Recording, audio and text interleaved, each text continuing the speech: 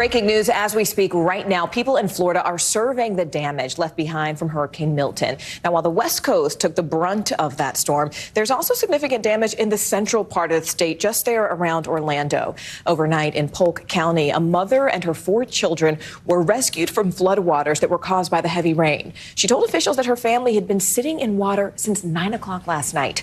NBC News correspondent Priscilla Thompson joins us live from Fort Pierce on the east coast of Florida. Priscilla, before Milton made landfall, a tornado outbreak hit parts of central and south Florida, killing at least 4 people. What kind of damage is being reported now, specifically from those twisters?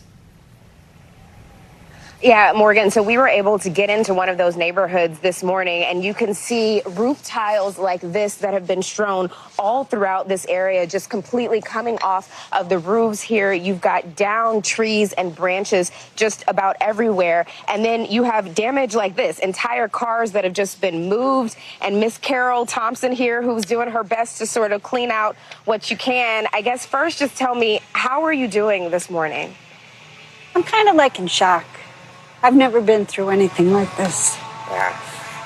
It's hard, especially when you're not from around here, you know. I have to drive home to Pennsylvania sometime. Yeah, because you were in town visiting your sister, right? My sister-in-law. And so tell me about just what did you all experience yesterday afternoon? What did you hear? What did you see? We were sitting watching TV, watching the news, and started thunder and everything, and she said, we better go in the closet, because she's always had water and stuff in a closet, and she said, we better go in the closet.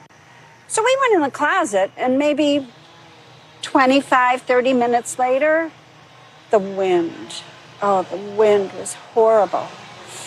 And then something in her ceiling broke, and all this fuzzy stuff came down, and we got scared out of our mind.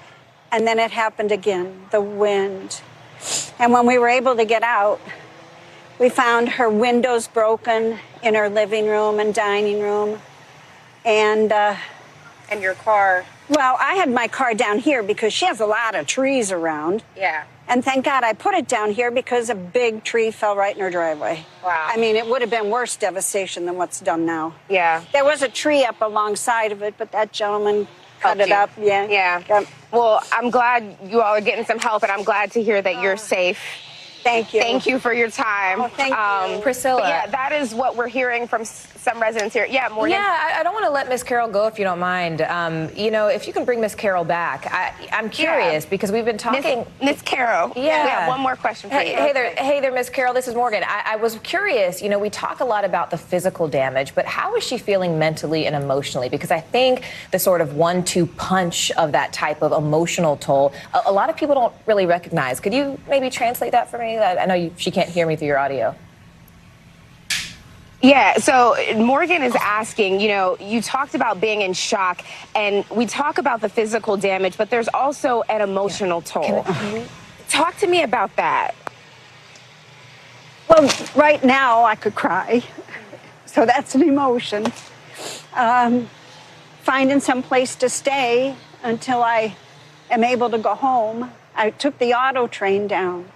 And I have reservations for Sunday for the auto train, and I don't know whether I'm going to get there or not. Yeah. So, we could stay at the house. We have no water. We have no electric. Yeah. But, you know, the neighbors were nice enough yesterday. They had us sleep on their couch. They had a generator, and they had water. So we were okay last night. And I just feel, even as you talk about that, the emotion welling up in your voice. It is, yeah. What is the emotion? What's going through your mind? Yeah. Well, I feel sorry for my sister-in-law because she's there by herself. There's a humongous tree in her front yard. She can't get over in Vero Beach. She goes over there every day to see him. I feel like I should stay and help her, but this is a leased car and I'm home and yeah.